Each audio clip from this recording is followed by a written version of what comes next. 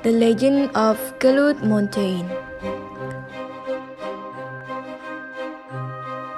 Once upon a time, in the region of East Java, there reigned a king named Prabu Brawijaya in the majestic kingdom of Majapahit.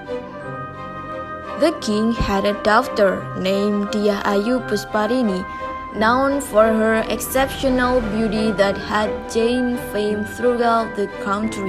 Numerous young men from far and wide sought the hand of the princess, yet all their efforts were in vain as she had no desire to marry.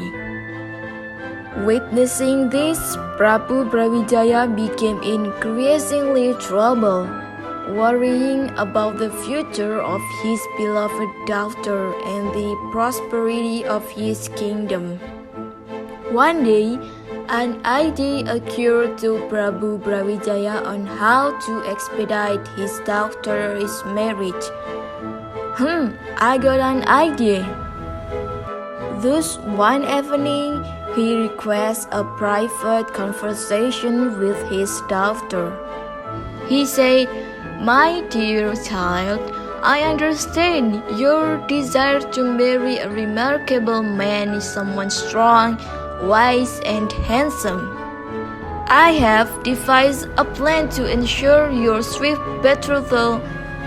There shall be a contest, a competition that will determine the one who is worthy of your hand in marriage."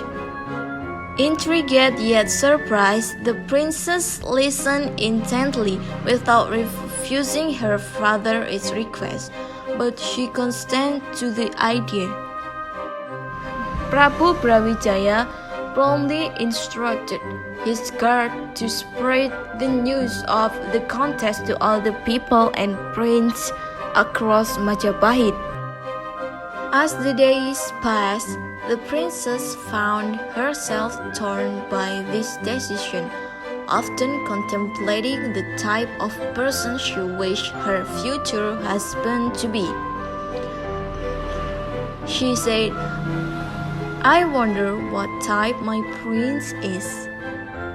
Despite knowing the immense power held by the heirlooms Kyai Garuda Yaksa Ispo and Kyai Sekardelima Iskong, she couldn't shake off a sense of restlessness in her heart.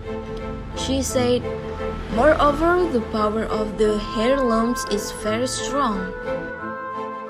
Finally, the much-awaited day arrived. Participants from all corners of the country gathered in the royal square. Prabu Brawijaya struck the gong, signaling the commencement of the contest. One by one, the participants attempted to stretch the bow and raise the gong, but to no avail. In some cases, unfortunate mishaps occurred, resulting in broken hands or injured waist from the strenuous efforts. Prabu Brawijaya grew increasingly anxious, fearing that no man would succeed in this competition. Just as Prabu was about to strike the gong to indicate the contest is end, a young man with the head of an ox approached and addressed him. "Pardon me, estimate Prabu, may I partake in this contest?" Bewildered, Prabu inquired, "Who are you, young man?" The ox-head youth replied, "I was once known as Lembusura, Gusti Prabu." Astonished yet intrigued, Prabu granted him permission to join the contest. Prabu appeared to underestimate and doubt Lembusura's chance of winning the contest. Little did he know that Lembusura possessed the Kanuragan knowledge, making it effortless for him to stretch the Kyai Garuda Yaksa Ispo. The crowd erupted in applause, except for the princess, who felt immense anxiety as she vehemently opposed the idea of marrying a man with an ox head.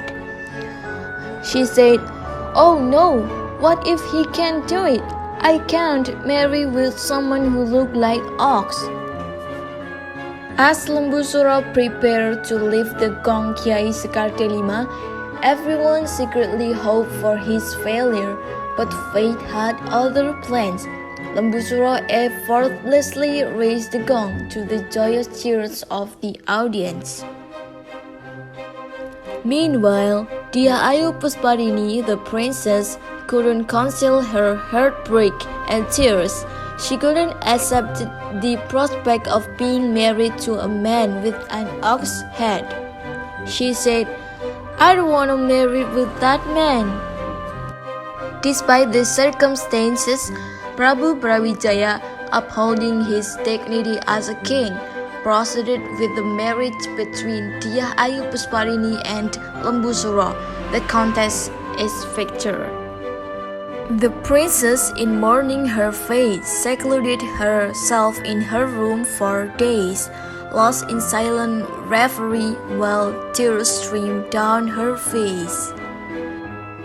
Concern for her master's well-being, a caretaker advised the princess to make an additional request to Lembu Suro as a condition for their marriage, a well atop Mount Kelud where she could bathe. But the well had to be completed overnight.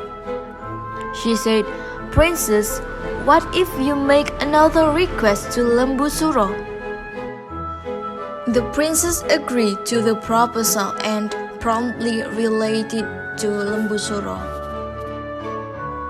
Without hesitation, the princess, her family, and Lembu Suro journeyed to the summit of Mount Kelud. As night fell, Lembu Suro began digging the ground with his horns, quickly reaching an impressive depth.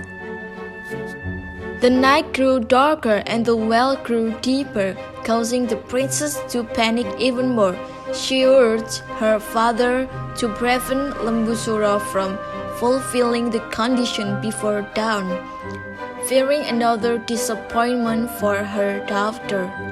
She said, "Father, please let his success in making a well." Prabu Brawijaya commanded the guards to fill the well with stones and soil, ignoring the cries of Lembu Suro, who was still inside. He said, "Bury Lembu Suro now, before he managed to finish it." The guards carried out the order without hesitation, burying Lembu Suro alive in the well. Lembu Suro said, "Hey, what are you doing? Don't you dare to bury me." Nonetheless, Lembu Suro's voice could still be heard from within, vowing to Prabu and the people of Kediri that one day they would receive a great reward from him. This implies that Kediri would transform into a river, Blitar into land, and Tulungagung into a deep water region. He said, "I swear, I will curse you all. I will come with gifts. One day I will make Kediri a river. Blitar will be level with the ground, and Tulungagung will become a deep water area." Faced with this ominous prophecy, Prabu Brawijaya and the entire community made efforts to avert the curse by constructing a rubbish embankment resembling a mountain, now known as Mount Pekat.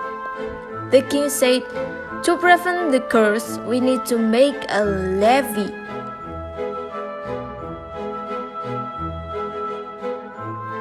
Additionally, Prabu organized rejection rituals accompanied by offerings placed within the crater of Mount Kelud.